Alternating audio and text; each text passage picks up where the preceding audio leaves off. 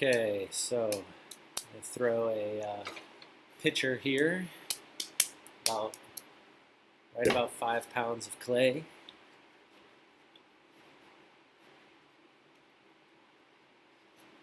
Get it attached to the wheel.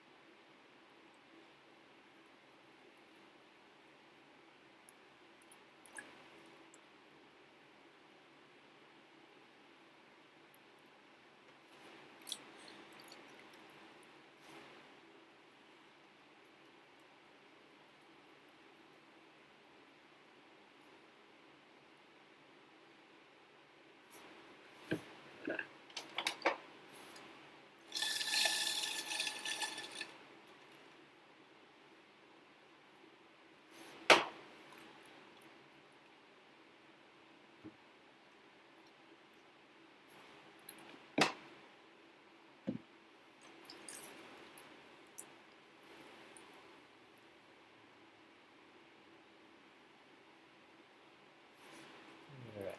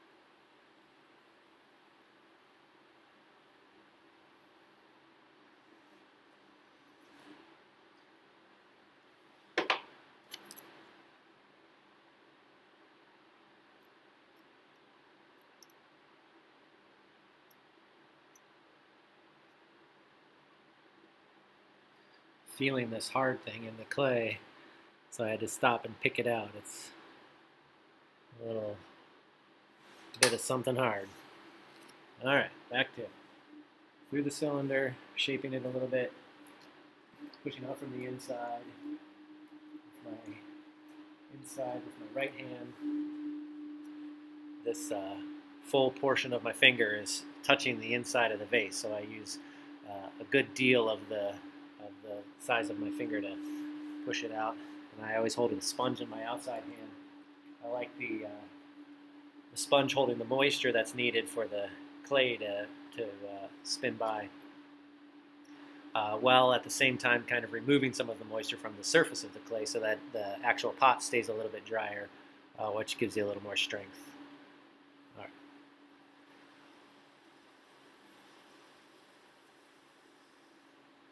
I'm going to leave some extra thickness at the bottom while I start to shape this right now so that I can have some support for the shape that I want.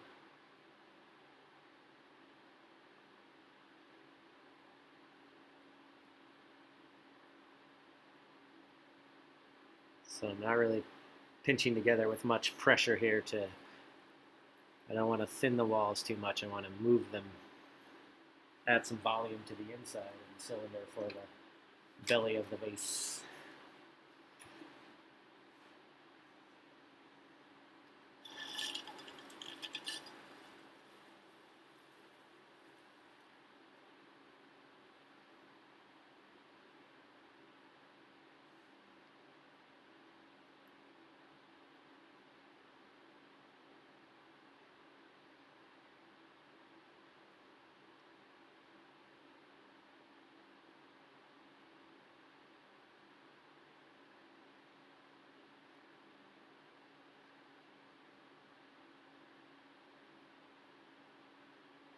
So going up and down on the inside of the pot there with these 3 fingers touching the inside.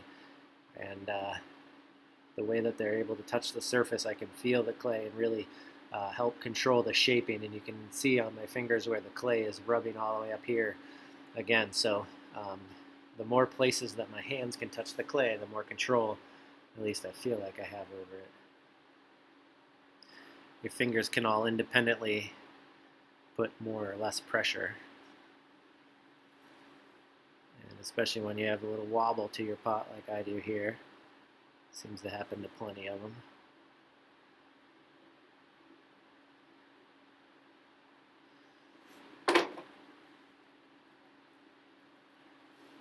Work on the lip. A little bit of thinning here. And flare it out a little bit.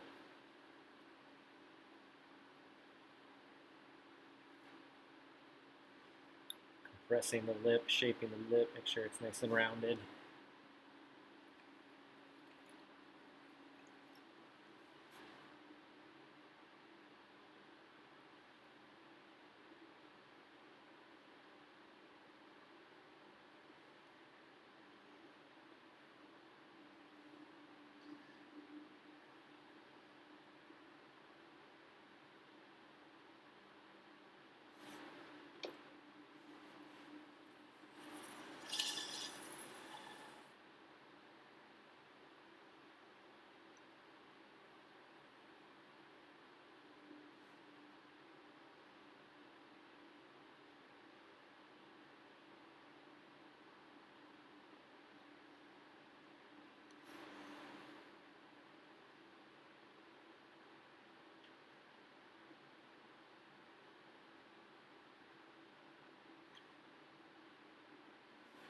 So I decided the lip was a little bit too thick, and to thin it out that much, I knew I had to go back down and thin the walls a little bit by pulling and pushing the shape into it. That's the thing about going on the wheel is you have to decide when you're done, and then sometimes you realize, oh, I gotta go back and do that again. Get the water out of the bottom. Try to get that out as soon as it starts to get built up down there at all. I don't want to let the water sit in there and soften the clay too much right at the bottom. especially when you're shaping.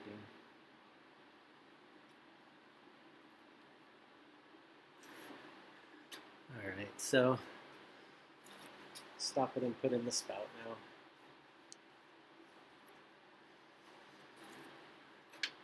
Just need to get that drip.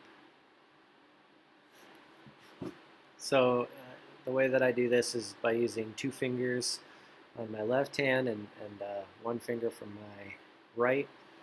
And these 2 fingers I'm going to push in a little bit, and the one with the right I'm going to pull out a little bit. So just going to place those there, push in slightly, which starts the shape of the spout, and then just use, change fingers. Let's see.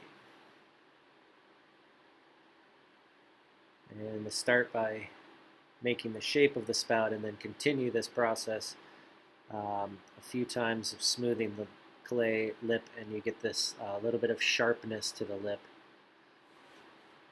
A little bit of sharpness to the lip, which will help the water break off the edge.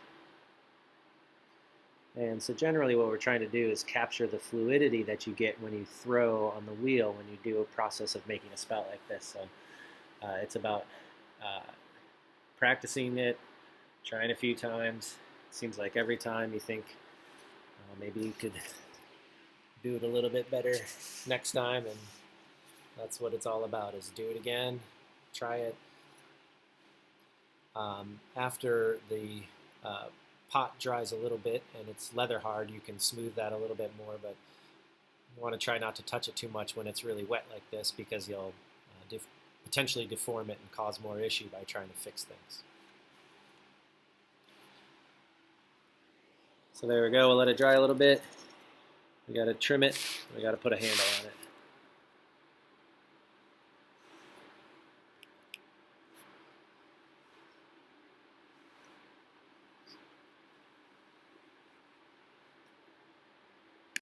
Just going to cut this and get this off the wheel.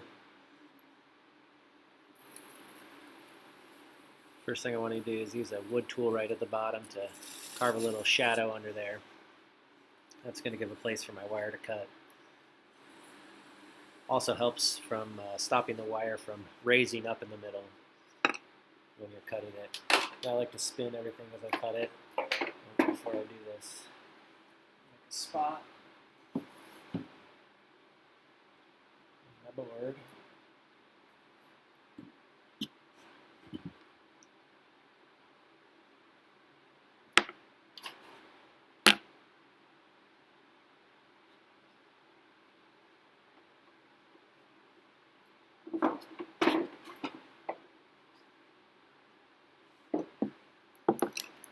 Board right next to the wheel, so I don't have to move it very far. Now I'll pull the wire very tightly and spin the wheel slowly as I cut through. Helps deform the bottom of the pot a little bit less. Makes it a little easier to trim. Now with dry hands and my fairly dry pot, I just threw it on the wheel so it's soft, but without being very slick on the surface. I can easily cradle it in my hands and move it onto the board. And it's on a cement board used for tile backer, and it's a really great board to work with. It will dry the pot from the bottom rather than trapping moisture there like a non-porous board would do. So I'll be able to trim that a little bit later.